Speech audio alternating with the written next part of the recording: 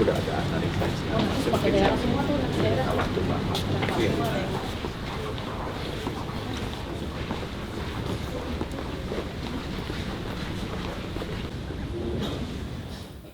Assalamualaikum warahmatullahi wabarakatuh. Bismillah walhamdulillah wassalatu wassalamu ala rasulillah wa ala alihi wa sahbihi wa mawala. Yang saya hormati Menteri Kesehatan Republik Indonesia, Wakil Ketua Umum Majelis Ulama Indonesia, Ketua Majelis Ulama yang membidangi perempuan dan remaja, dan para ketua-ketua yang juga hadir, Ketua Komisi Perempuan dan Remaja Majelis Ulama Indonesia beserta seluruh jajaran, hadirin dan hadirat sekalian yang saya muliakan. Alhamdulillah, siang hari ini kita berkumpul. Sebenarnya kita ini tidak boleh kampanye. Ini hari tenang. Tetapi kita sekarang kampanye. Tapi kampanye untuk menanggulangi stunting. Yang tidak boleh itu kampanye untuk milih capres atau milih partai. Jadi kalau untuk stunting tidak ada hari yang tidak boleh kalau untuk kampanye untuk penurunan stunting.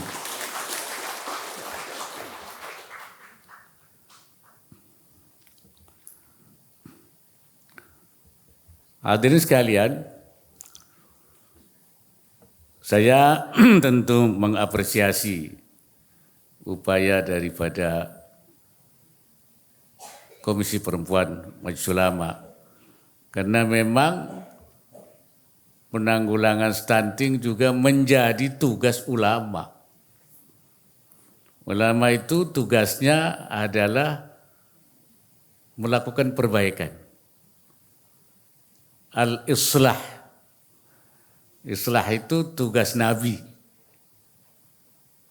Tugas Nabi dan juga tugas ulama, karena ulama itu pewaris Nabi. Seperti dikatakan oleh Nabi Allah Ibrahim alaihissalam ketika menyampaikan misinya itu, in uridu illal islah. Saya tidak mengendaki kecuali islah, melakukan perbaikan. Wa ma taufiqi illa billah, mastata'tu wa ma taufiqi illa billah. Perbaikan itu menyangkut semua aspek. Aspek keagamaan dan aspek kemasyarakatan. Islahul ummah, memperbaiki ummah, diniyatan wa ijtima'iyatan, baik menyangkut masalah agama dan juga menyangkut masalah kemasyarakatan. Jadi termasuk stunting. Kenapa? Karena stunting ini membuat generasi kita nanti menjadi generasi yang lemah. Karena nanti anak stunting itu kan tidak cerdas. Tidak akan menjadi sumber daya manusia yang unggul. Padahal tadi ayatnya dibacakan juga, wal yakhshal ladzina law taraku min khalfihim dzurriyyatan dhi'afa. Hendaknya mereka khawatir jangan sampai meninggalkan dzurriyyatan dhi'afa, itu anak cucu yang lemah. Lemah apanya? Lemah akidahnya, lemah ekonominya, lemah kesehatannya. Nah kalau lemah, kena stunting, ini menjadi anak yang tidak bisa menjadi anak yang kuat.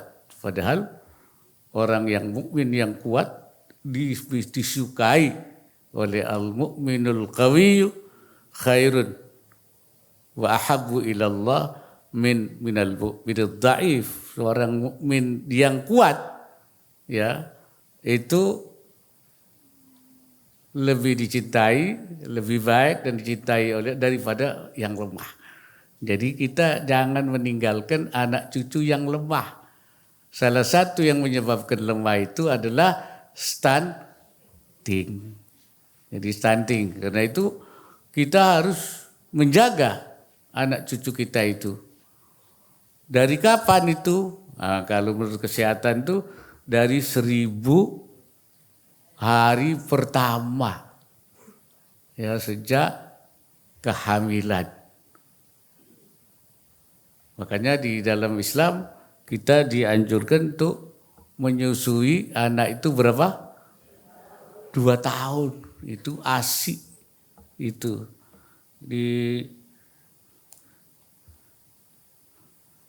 Wal walidatu yurdi'na auladahunna haulaini kamilaini in arada ayyutimmar radha'ah. Kalau ingin menyempurnakan itu wanita-wanita itu menyusui selama 2 tahun. 2 tahun sampai dari kehamilan dengan nyusui, nah itu 1000 hari. Di dalam ayat yang lain mengatakan apa itu? Wa hamluhu wa fisaluhu salasuna syahra. Dari mulai hamil sampai pisah lepas menyusui itu 30 berapa? 30 bulan. 30 bulan itu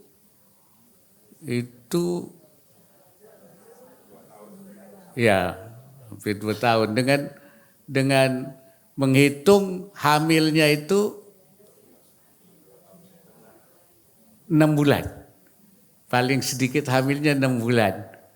Jadi 6 bulan, diambil 6 bulan menjadi sisanya 24 bulan. Jadi 2 tahun plus 6 bulan. Nah, jadi di sini Al-Quran itu menyebut paling rendahnya orang hamil itu 6 bulan. Jadi kalau 9 bulan, maka menjadi bukan 30 bulan, tapi 33 bulan. Jadi sudah cocok itu. Makanya itu kalau ibu-ibu harus melahirkan itu penting sekali. Di dalam kitab fikih disebut namanya al-luba. Al-luba itu al-labanul kharij awal al-wiladah. Yaitu air susu yang keluar ketika melahirkan.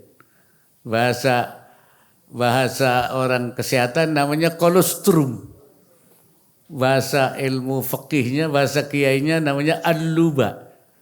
Jadi 100 tahun yang lalu kitab fikih sudah menulis bahwa kalau tidak meminum al-luba, air susu ibu yang baru keluar ketika melahirkan, itu akan menjadi lemah. Jadi ulama itu sudah bicara soal itu. Nah, jadi sebenarnya cocok dengan apa? Dengan agama, ya, sehingga kita menjadi kewajiban.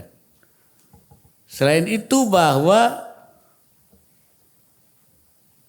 stunting itu bahaya, membahayakan generasi yang akan datang. Tidak mungkin kita akan mendapatkan generasi emas kalau anaknya stunting. Dia adalah darar. Ad-darar yuzal, begitu kaidahnya. Bahwa bahaya itu harus dihilangkan. Sebab tugas ulama itu menghilangkan bahaya. Ya, izalatul darar. Izalatul mafasid wal adrar. Kerusakan-kerusakan itu dihilangkan. Oleh karena itu menjadi tanggung jawab daripada para ulama Dan di sini memang yang lebih aktif yaitu dari Komisi Perempuan. Karena memang perempuan lebih tahu soal urusan anak-anak itu kan. Hadirin sekalian, melalui aksi Zero Stunting menuju Indonesia Emas 2045 yang digemakan oleh MUI, saya mengharapkan MUI dapat tampil sebagai penggerak umat sekaligus menjadi mitra strategis pemerintah dalam upaya mencapai target percepatan penurunan stunting. Saya ini pemerintah, tapi saya juga MUI. Jadi saya ini MUI iya, pemerintah iya. Karena saya sekarang masih ketua Dewan Pertimbangan MUI. Ya. Jadi ya di pundak saya ada dua mas'uliyah, ada dua tanggung jawab sebagai MUI, tapi juga tanggung jawab sebagai pemerintah. Ya, walaupun hari-harinya beliau ini Pak Menteri Kesehatan. Hadirin sekalian, di tahun 2022 masih ada sekitar 1 dari 5 balita Indonesia yang mengalami stunting. 1 dari 5, itu banyak itu loh. 1 dari 5 kali 200, wah itu banyak. Atau kekurangan gizi dalam jangka waktu yang lama. Menyadari ancaman stunting yang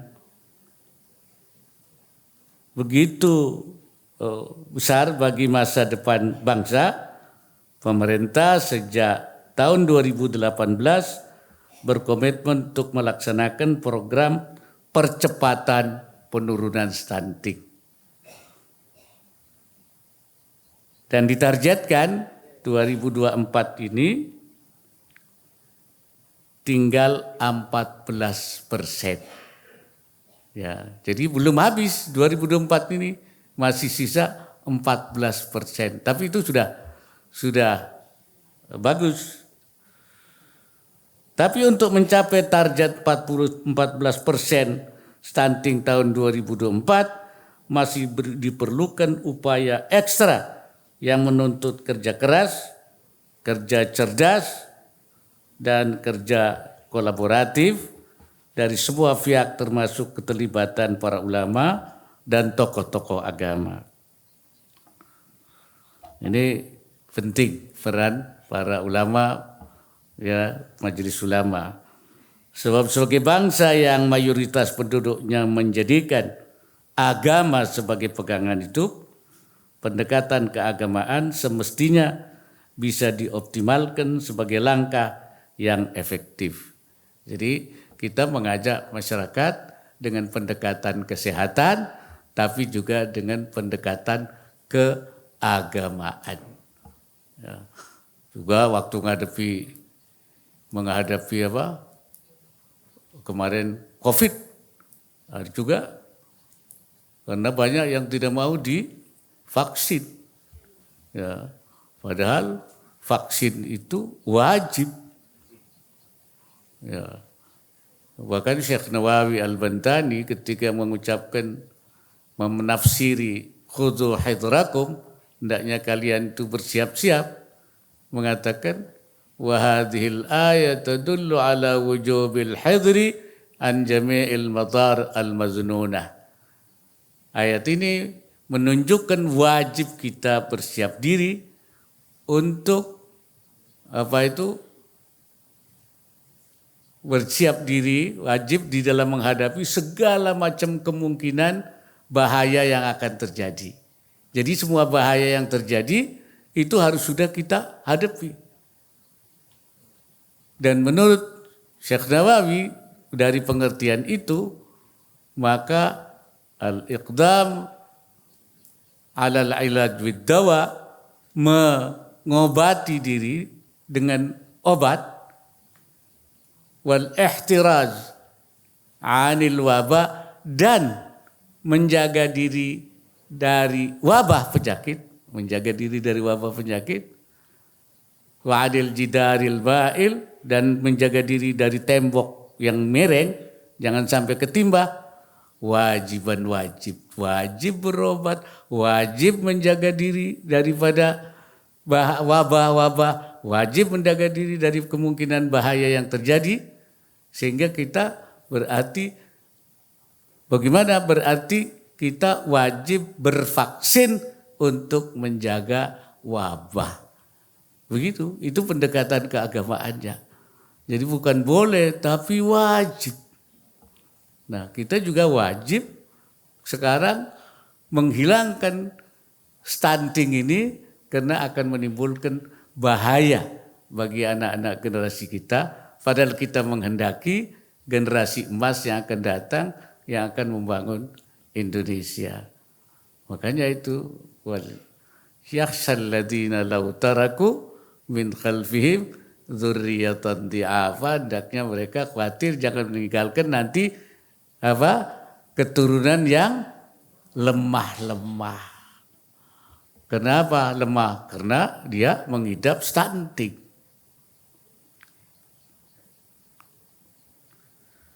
Hadirin sekalian,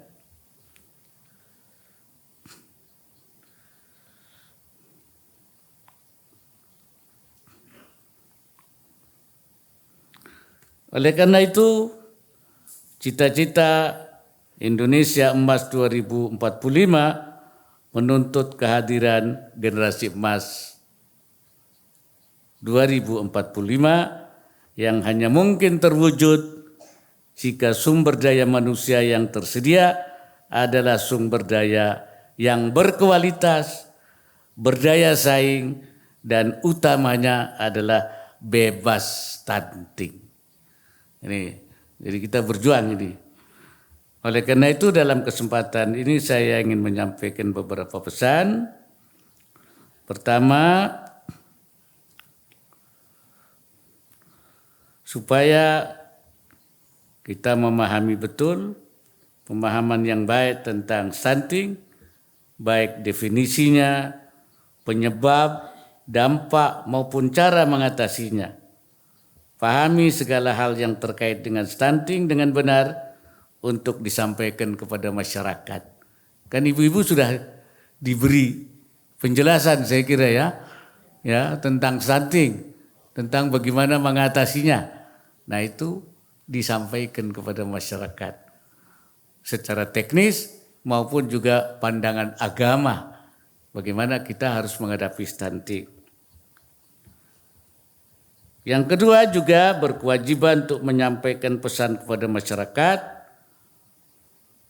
Sampaikanlah pesan dengan cara yang baik, lemah lembut, dan bijaksana. Ya, jangan sambil marah-marah. Ya. Nanti nasihatin orang sambil diomelin. Ya. Kemudian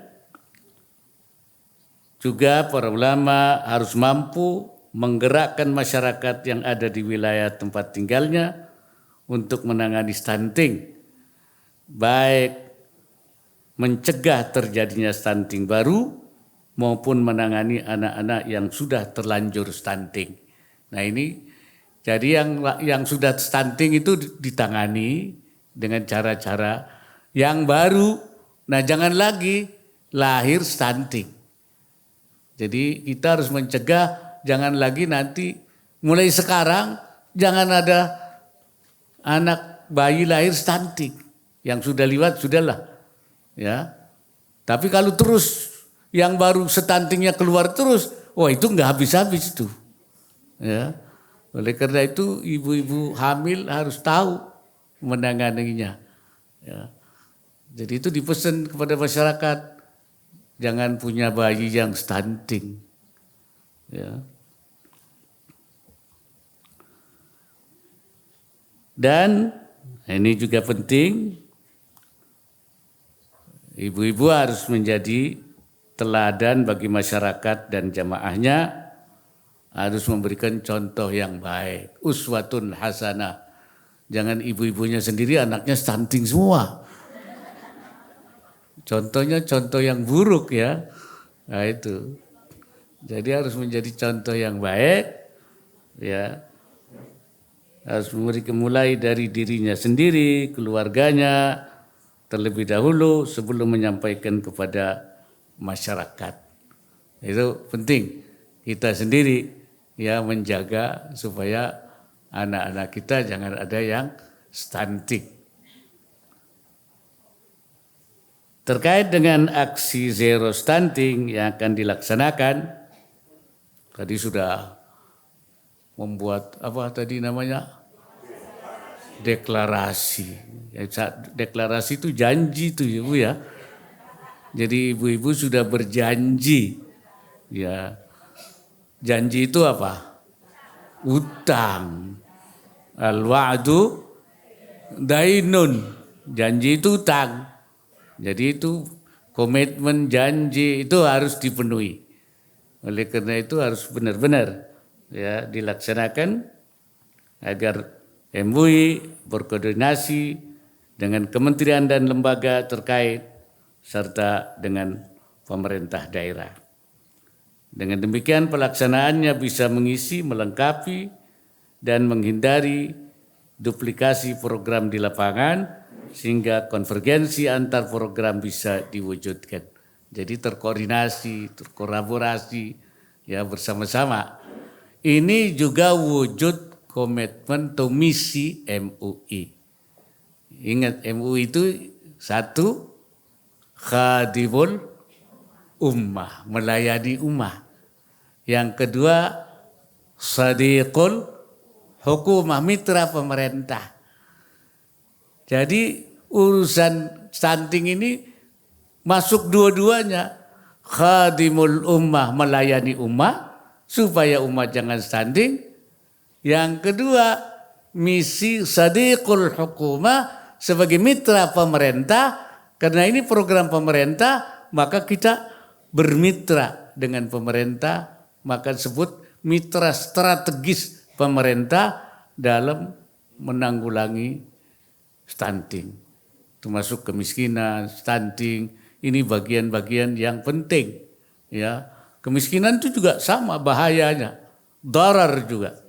Ya, bahkan kalau menurut ilmu fikih menghilangkan kemiskinan itu fardu kifayah.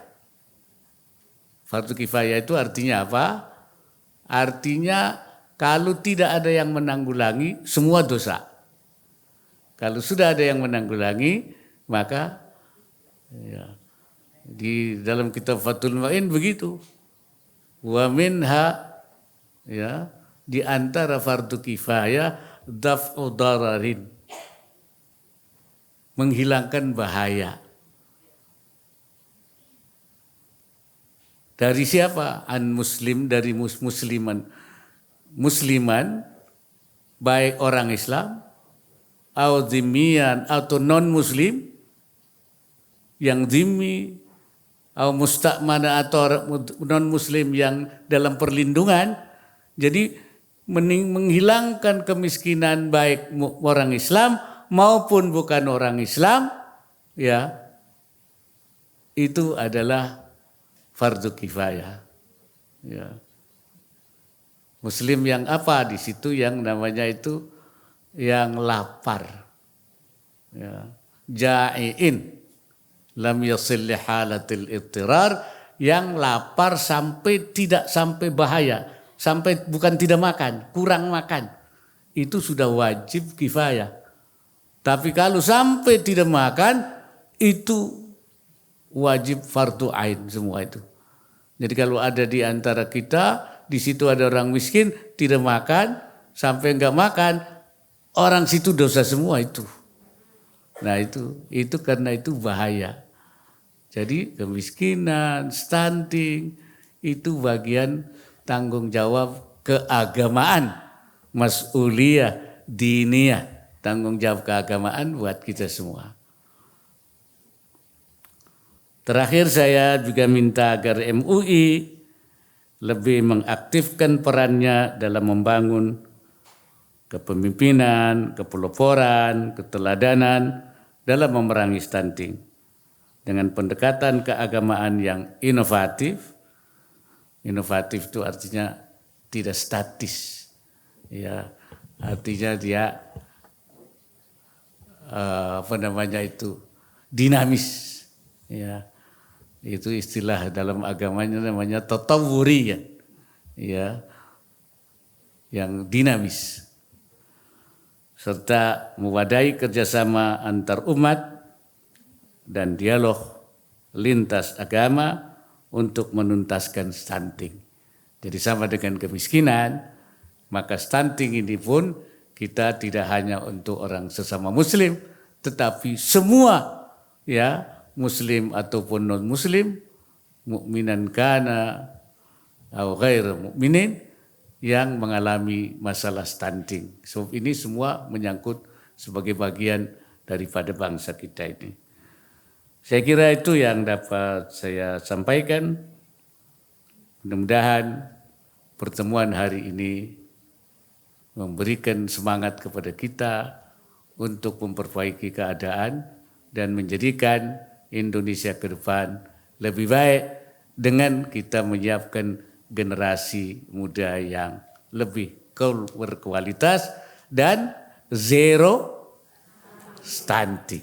Zero stunting. Semoga Allah Subhanahu wa taala senantiasa memberikan inayahnya dan meridai segala ikhtiar yang kita lakukan. Wallahul muwaffiq ila aqwamit thariq. Wassalamualaikum warahmatullahi wabarakatuh. Waalaikumsalam.